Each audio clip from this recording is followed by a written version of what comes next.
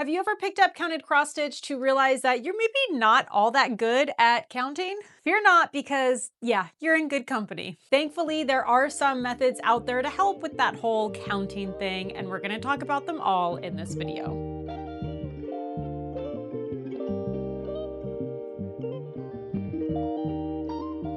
Hey everyone, I'm Jackie from Adam Hart Cross Stitch, and this video is all about, you guessed it, gridding. I know counting doesn't really seem all that difficult, but you'd be surprised just how easy it is to be off by even just a stitch or two when you're counting out in a pattern. To be fair, sometimes it's no big deal if you're off a stitch or two. It's either something that's going to be easy to fudge or just not all that noticeable in the end. But as we all know, sometimes it will really throw off the entire pattern, or sometimes it's just way more than just a stitch or two off. Now, gridding your fabric is not waving a magic wand that will absolve you of all counting errors, but it really is such a helpful way to help cut down on those counting mistakes. So what exactly is gridding? In essence, it's just having a visual representation of your grid lines directly on your fabric. When you look at a cross stitch pattern, more often than not, you're gonna see all of these grid lines throughout. Typically, they're gonna be in 10 by 10 grids. So there's 10 stitches across and 10 stitches down in every 10 by 10 section. And when we grid our cross stitch fabric, we're really just mimicking those same grid lines we see when we look at our pattern. This makes counting a lot easier because your brain can work in groups of 10 as opposed to counting out stitches individually. For example, I'll know that this section here is 30 stitches away from this section here because I can just look at the grid lines and it's a nice, quick, and easy reference. So when I have grid lines on my fabric, I can look at my pattern and use those grid lines for reference when I'm translating the design from the pattern to the fabric.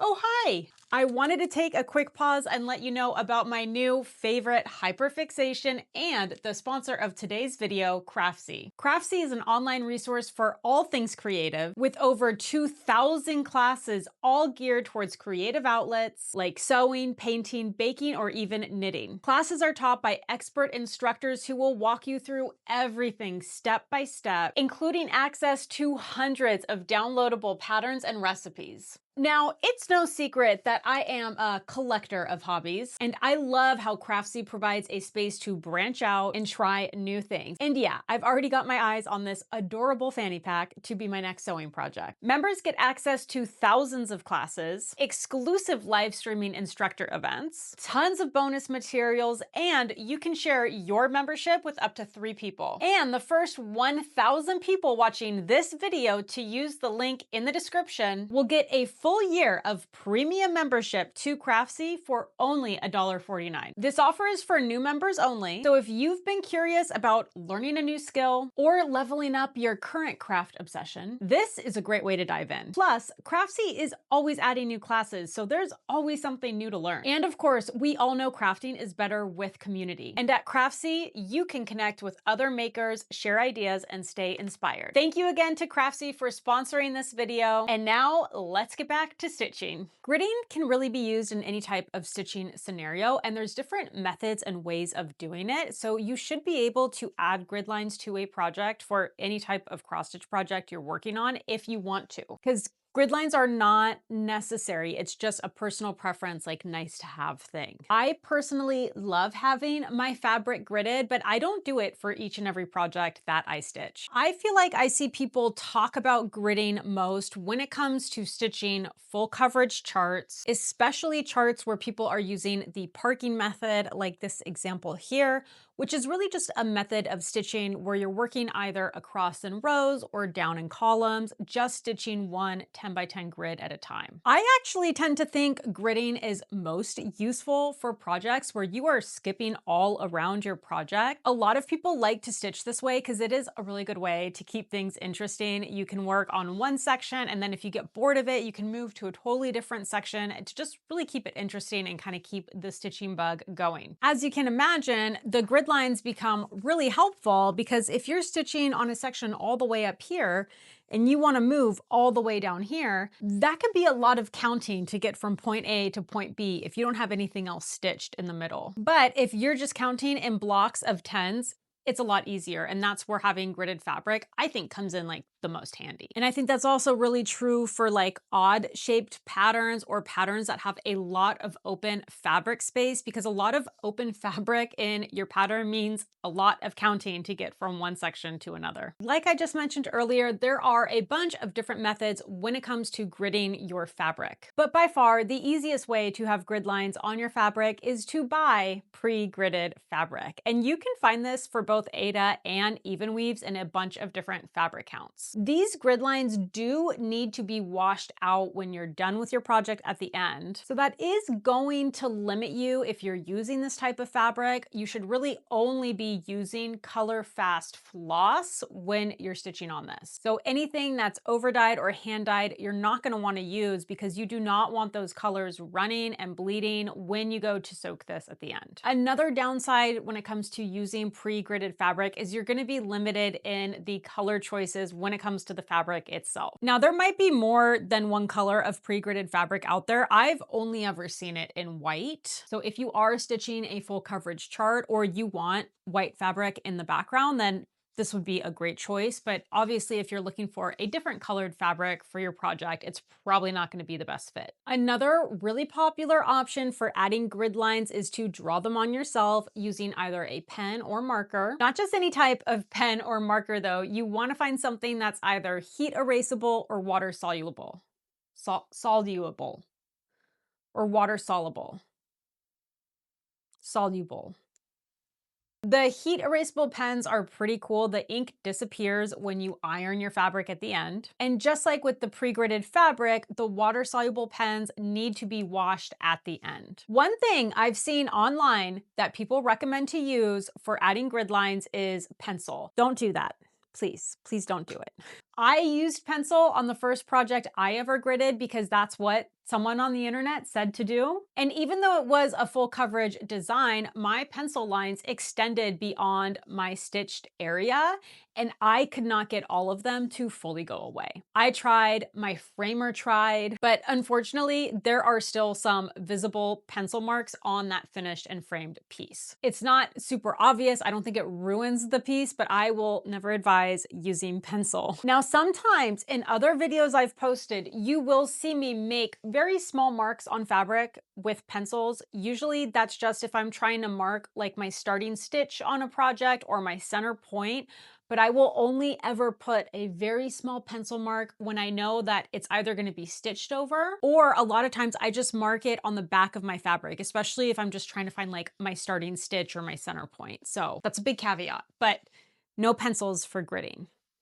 The last option we're going to cover in this video when it comes to adding grid lines to your fabric is actually stitching or basting your lines into the fabric itself using thread. This is a great option as it doesn't require any type of heat or water to remove the lines at the end. You just stitch right over your gridding thread, and then at the end you pull it out. It's very satisfying, I must say. I would argue that this method is the most time consuming out of all of them, but it also gives you the most freedom.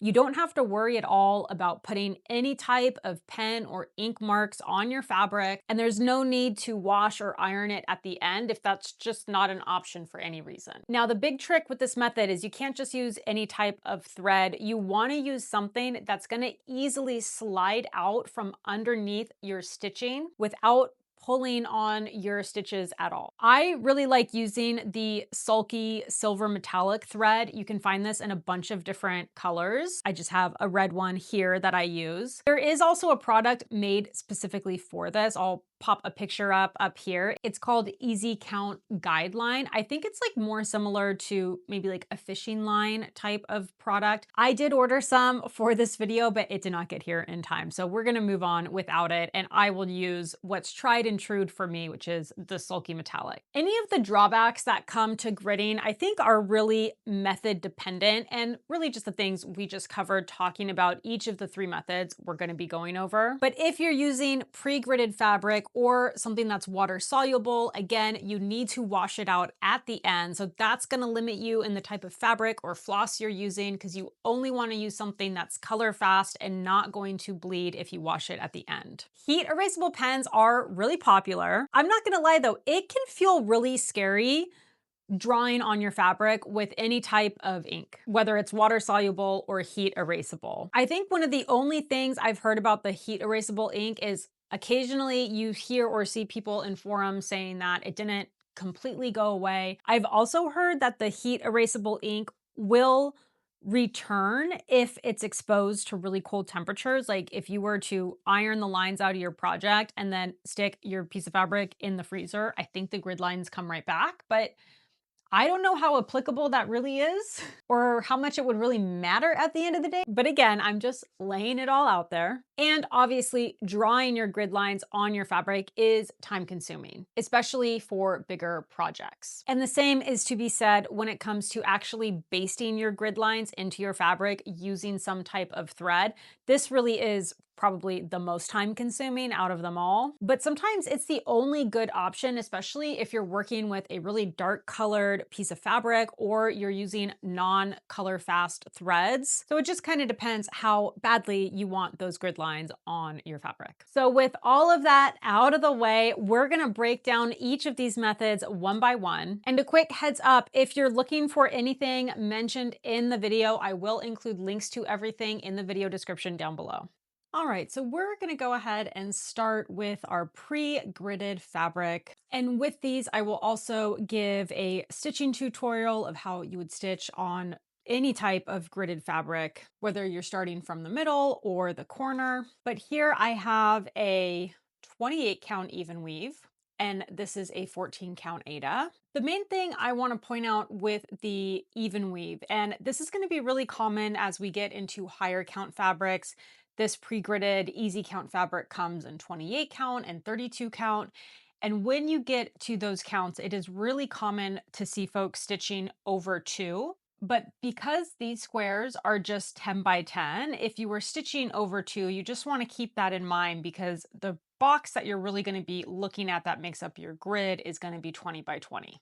So just something to keep in mind. I tend to use this exact 28 count, easy count, even weave when I'm stitching full coverage projects. And I actually like to stitch on this 1/1, so it doesn't apply all the time. But again, just something to keep in mind if you're stitching on one of these fabrics and stitching over 2, it's really not the 10 by 10 you're going to be using, but the 20 by 20.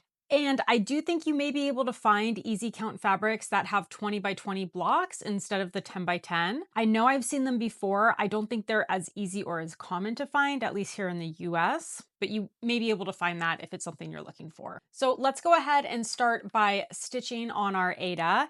And I want to give the example if you were using this fabric and wanted to start in one of the corners. For me, in most of those examples, it would be if I were stitching on something like this, a full coverage chart, in which case I really love starting in the top left corner. So the first step is just going to be identifying where we want our stitch to start. And this is really going to be dependent on how much fabric allowance you allowed yourself around the outside of your design. I tend to do 2 to 3 inches. I never really recommend going below 2, but I would start by just really measuring out from my corner. And in this scenario, measuring in 2 inches actually puts us right on the intersection of this grid right here. Now, if for instance, maybe you are measuring an inch in and you see how the corner doesn't align perfectly with the grid, as long as you have a little bit of wiggle room with your fabric allowance, you can always just kind of come to the next best starting point. But in this scenario, let's say I have a 2-inch fabric allowance. I'm going to go ahead and have this intersection here be my starting stitch.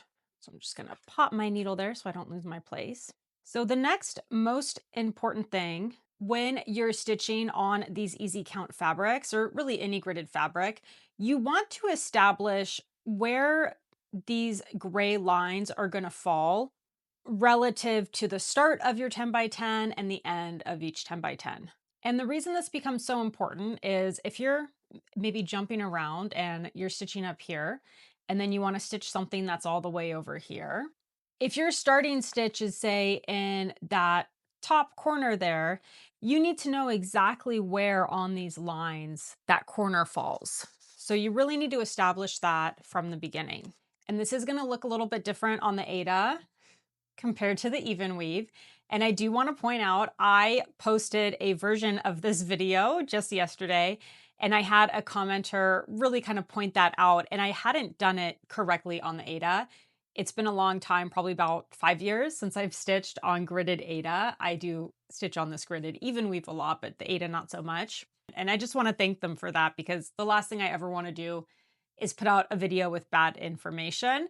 So we're here, we're redoing it, and I'm going to re-upload this video for you guys. All right, so you can see here, my stitch is going to start on this gray line.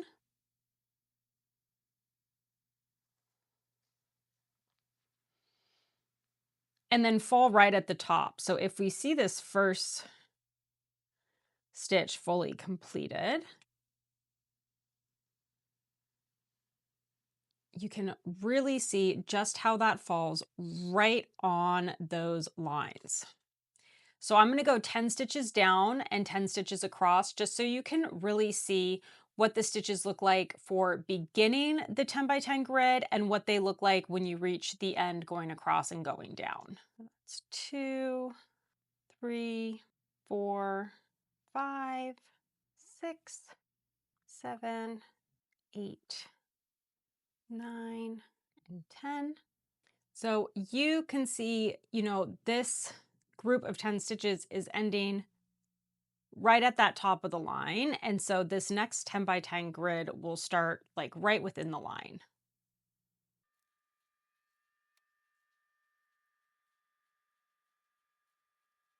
And now I'm going to do the same thing. I'm going to put 10 stitches across, again, just so you can really see like the starting and stopping points of what a completed grid would look like. All right, so that's 10 stitches across, 10 stitches down. I hope that gives you a really nice idea of what these grids would start to look like as they're filled in.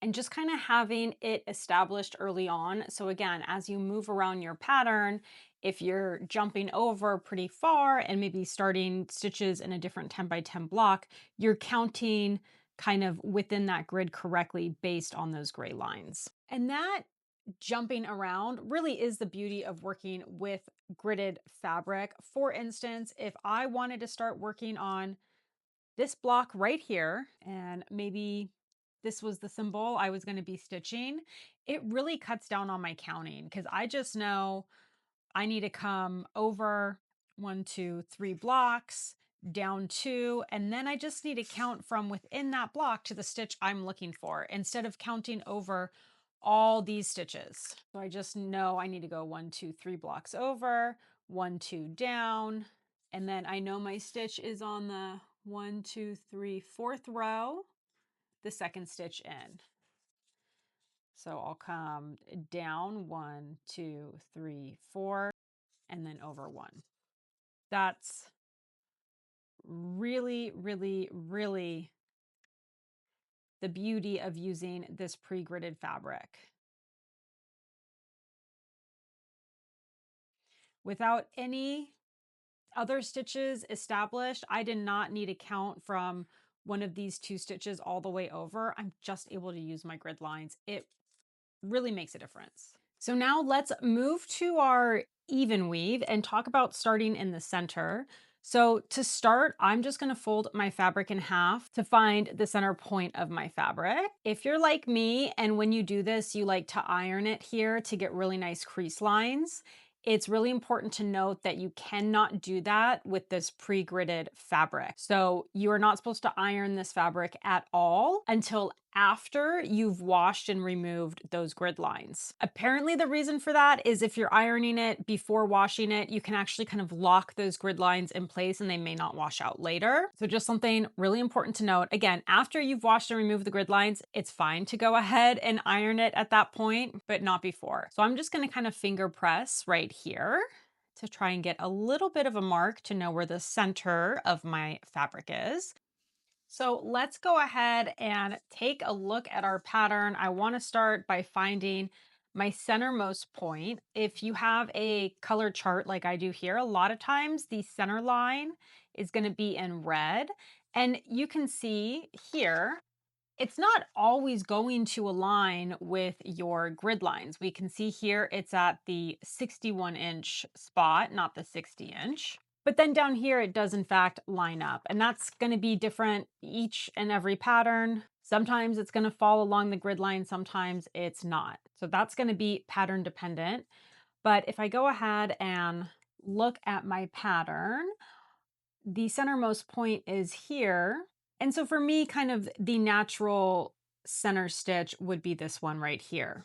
And that symbol happens to fall like right in a top corner of a grid, which is perfect. So now coming back to my fabric.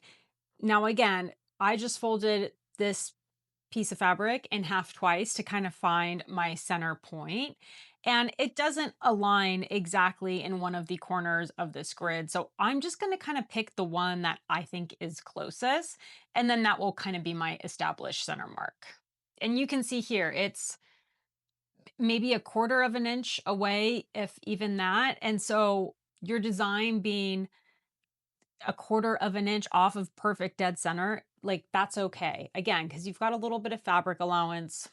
That's not going to make or break, having your design perfectly centered.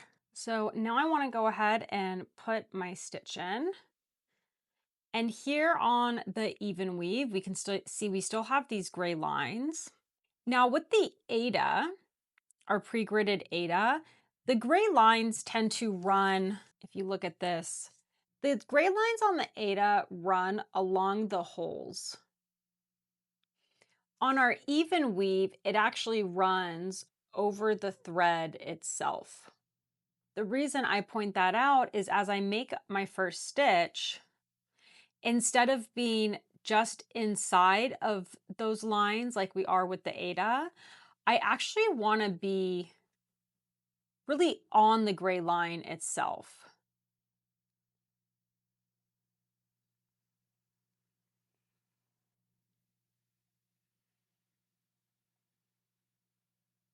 If you can see that. So that would be the top corner of this grid here, which is also going to be this stitch right here on our pattern. And when I'm stitching on gridded even weave like this, I like to always have, if I'm starting my grid on the line, I want to keep that same rule for both going down and going across. So again, this becomes important if you're skipping around to a section maybe over here and there's no other stitches around. You're really using these grid lines as your guide. So you want to know, are you starting your stitch on the line if it's the top of the grid, or is it right here within the line? And really you can choose what you want it to look like. I'm going to stitch 10 across here so you can see where the end of a grid would be. And because this is 28 count and I have 2 strands of floss, I am just going to 10 stitch it. So you can see going across 10 would end right at the line. So it's going to butt up right against it. So then I know starting any other 10 by 10 grid, really I want to be on the lines if it's the top of the grid going across or coming down. So you can see if I started to make stitches coming down, they're all right next to the line. So you can kind of think of it, your first row of stitches in a 10 by 10 grid, you want to put on the line. And this can be personal preference. You can start within the lines if you want, and then your grids would end on the lines. But whatever you do for the row, I suggest you do for the column as well. When it comes to removing the grid lines from pre-gridded fabrics, this process of washing is a little bit different than what I would normally do if I were just washing a regular finished piece. So in here, I have a bowl with just a little bit of water and dish soap, and I'm now gonna add to this really hot water. Like I put a pot of water to boil, I let it sit for just a couple minutes to slightly cool off, and now I'm gonna fill it up. So you can see that steam. This is hot, hot water. I'm using tongs just because this is probably too hot to touch. And we're gonna go ahead, put our fabric in there.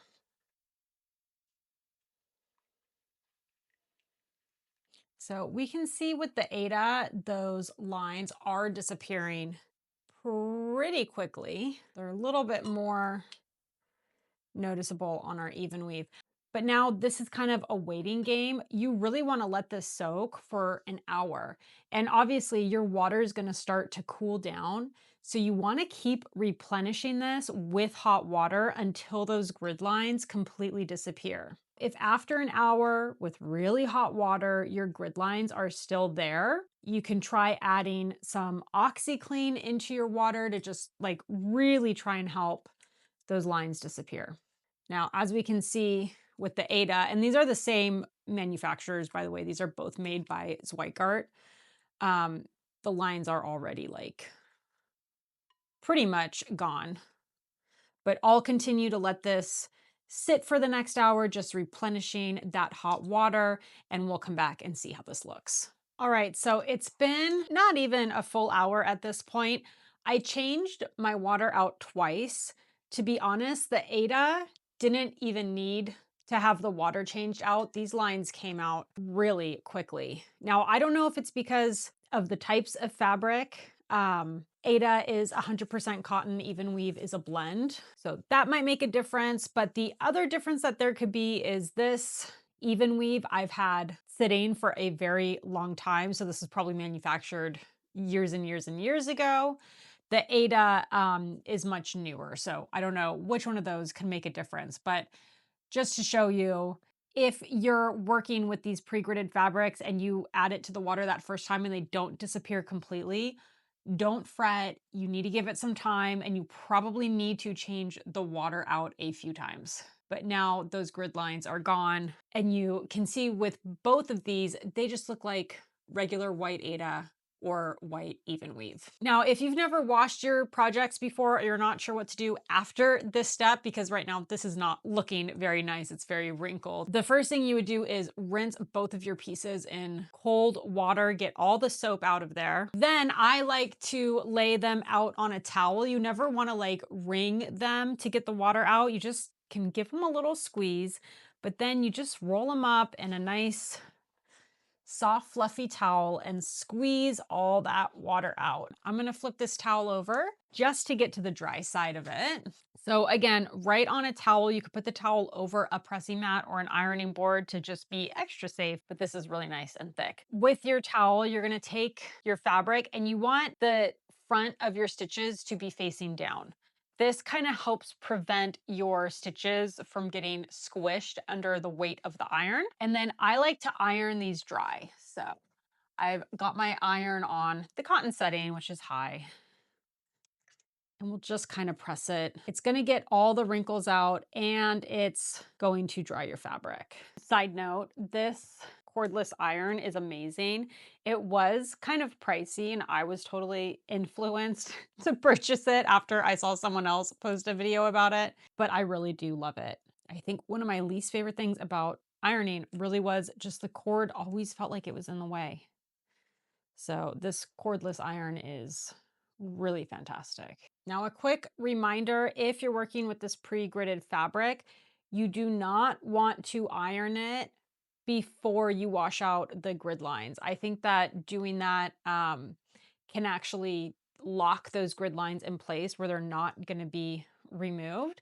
But you can see now that we've washed those grid lines away and they're fully dissolved, now it's okay to go ahead and iron it. It's not going to make the grid lines reappear. They are fully dissolved and gone away. All right, so these are still damp and still a little wrinkled, but just to kind of give you an idea that those grid lines are fully gone. And now this just looks like a regular piece of white even weave and Ada fabric. And no harm done to any of our stitching. So the next option we're going to look at is using a pen or a marker to draw your grid lines onto the fabric directly. And I have two different options to show you. This first one, this is a heat erasable fabric ink. And you can see this is very similar to a ballpoint pen tip. And this second one is water-soluble ink. And this one is very similar to like a felt tip marker. The lines with this one are going to be a little bit thicker, but they're a bit easier to draw on. And then the reverse for the pen. It's a little bit harder to draw the lines on with the pen, but you'll get really nice and thin lines using this one. Heat erasable dissolves with an iron. Water soluble washes out with water. So the process for drawing the lines on is really the same for both pens. I think the most helpful tool to have is a clear ruler because it really helps to kind of see what you're doing. And really, you can start by drawing your first lines anywhere. You just need to have one establishing line going down, one going across, and then you just count from those two lines. But the most important thing as we kind of put our ruler here to get our first line established is you really want to make sure your ruler is lined up with the same column or row of holes, because it's really easy for the ruler to slip. And then you could actually have your grid line like cutting across two different columns, which is really not what you want because that's going to mess it up quite a bit. Now, the nice thing with either of these, if you make a mistake with the heat erasable ink, you could iron it and start over. With the water soluble, you would need to wash it and then dry it to start over, but you can always start over if you make a mistake.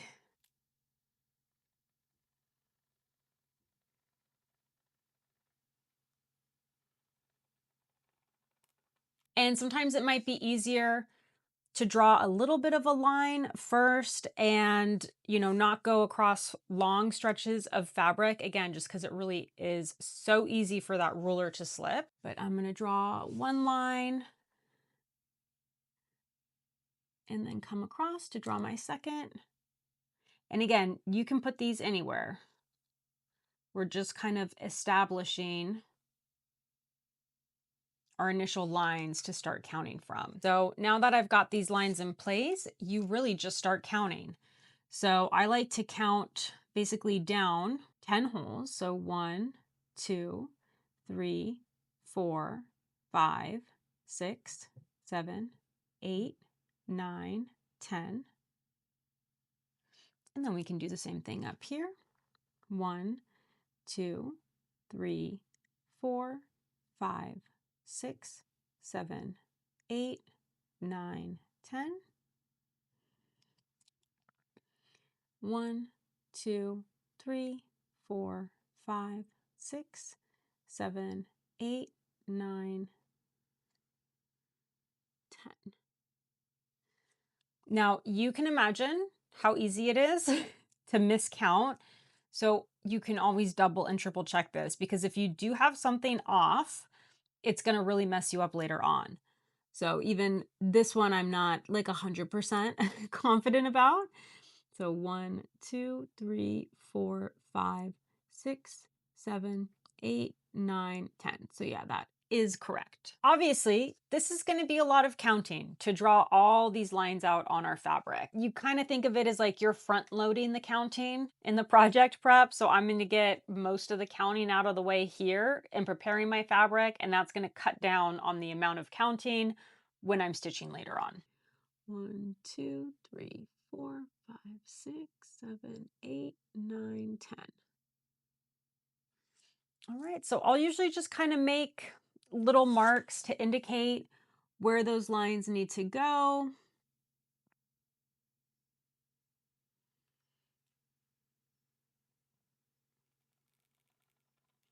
And then come in to start drawing them out.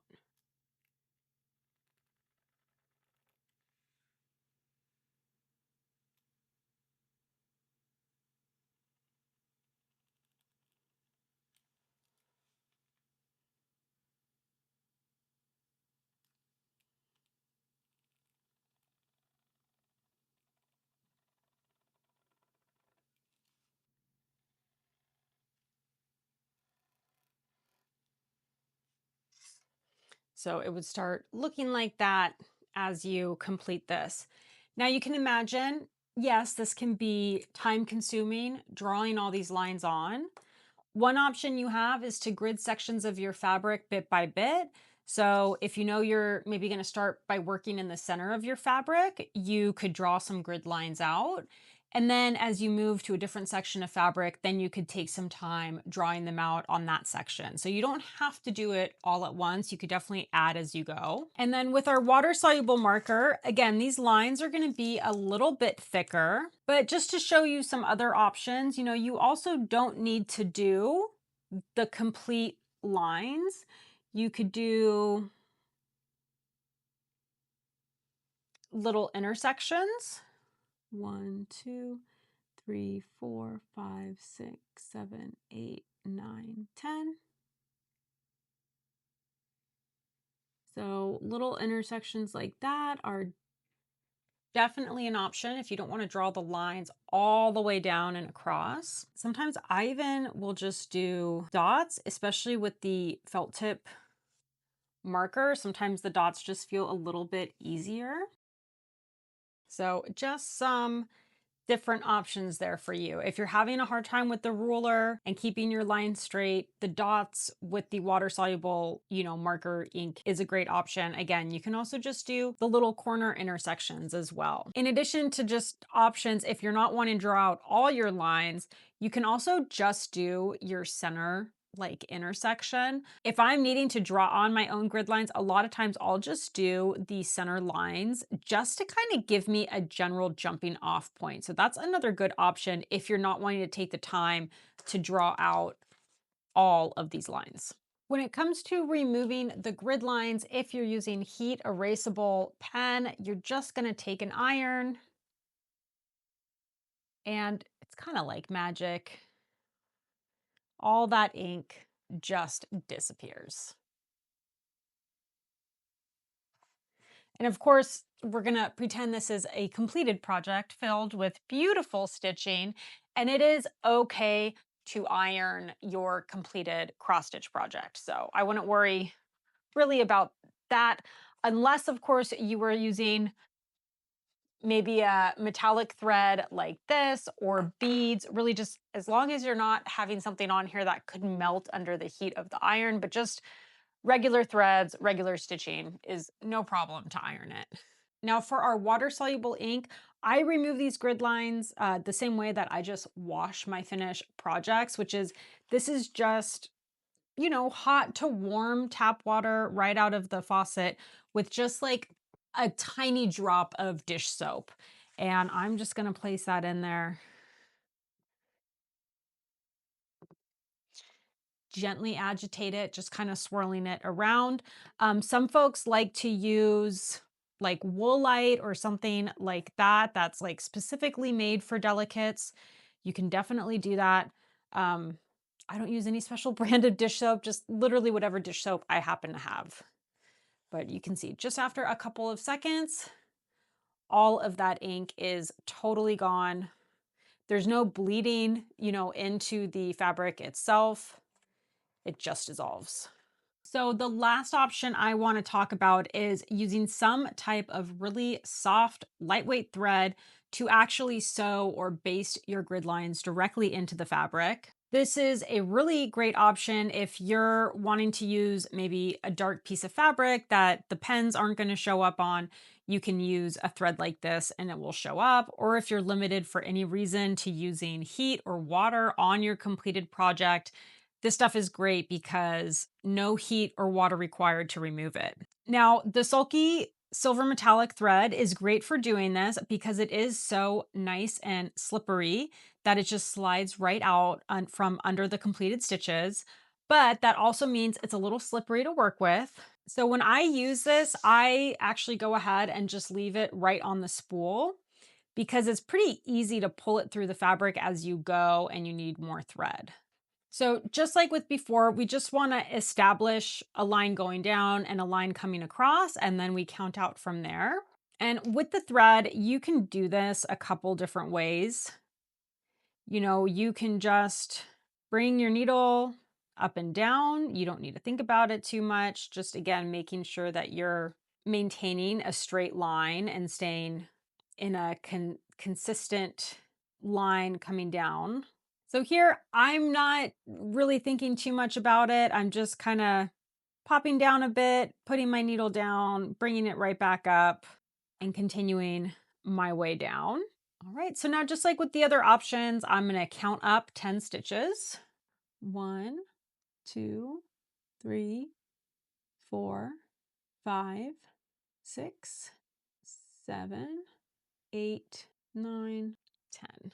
And never a bad thing to go back and double check. 1, 2, 3, 4, 5, 6, 7, 8, 9, 10. All right.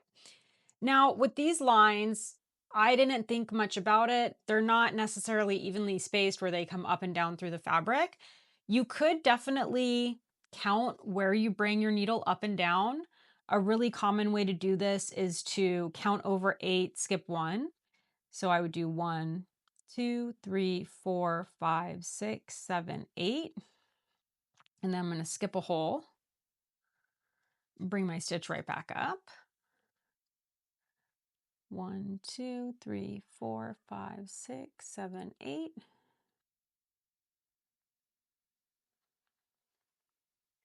Skip a stitch and bring it back up. 1. All right, so I've got the sulky on the spool, right? I haven't tied this off, and eventually it gets to a point where it's hard to pull it through. So that's usually when I will tie off the end and kind of start a new thread. And I think the easiest way to do this is just by tying a knot. And I'll like double or triple knot it. This is one of the few times you'll see me making knots when I'm cross stitching. And because I'm making knots in the sulky thread, I always like to do them along the edges. I never want to put it in the middle of the fabric because I don't want to be so cross stitching over a knot with the sulky thread. And then same thing here, just give myself enough of a tail so that I can go ahead and tie it off.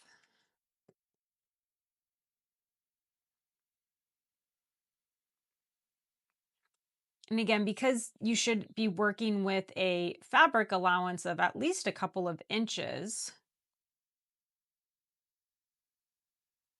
having these gridded lines tied off on the edges shouldn't affect anything because you shouldn't have any stitching up here. So if you're using something like the sulky or a different type of thread to sew your grid lines in, if you're doing this kind of counting pattern where you're being pretty meticulous about where you're bringing your needle up and down, it can look really, really nice. So that's how it would look if it were all gridded out with your intersections there. Or you can do the reverse and have it like this, where you brought your needle down, that's going to be your intersection of your grid lines each and every time. So I don't think you have to do it this way. If you're just not really paying attention to it, like that's fine too. There's nothing wrong with that.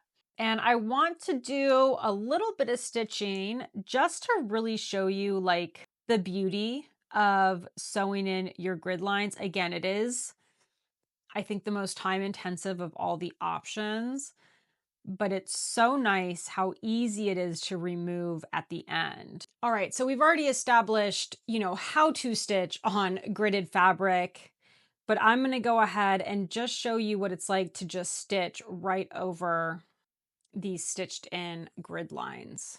So I would just, if this were my project, just stitch again right over those lines. And I want to mention, I never stitch in hand, but this is a lot of demoing different pieces of fabric. So I just didn't want to take the time to get everything put into hoops or Q-snaps to demo.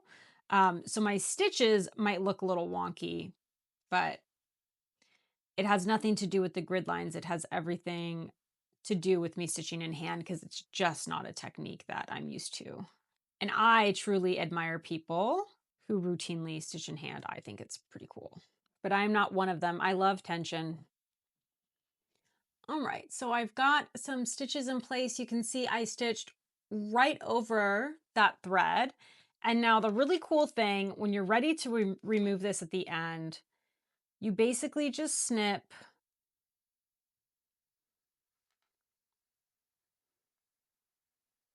all of the sides, tops, and bottoms of the threads.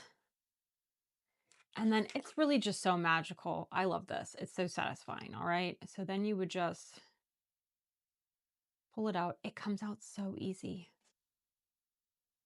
Same thing from the top. It's all the way up here, but look at that. I mean, obviously there's no stitching over those, but you can imagine, even if this were all completed and filled out with cross stitches everywhere, this stuff just glides out so easily. It's really nice for gridding. So that's all I've got on gridding, but I would love to hear from you in the comments. Do you like working with gridded fabric? Do you hate it? Do you have any other tips and tricks to share, or maybe something that you've done before that wasn't covered in this video? I would love to hear all of it, so please do drop a line in the comments down below. Thank you so much for watching. Once again, I'm Jackie from Adam Hart Cross Stitch. If you liked this video, want to help support my channel, please do all the good things, liking, commenting, and subscribing. Thank you again so much for being here, and until next time, happy stitching.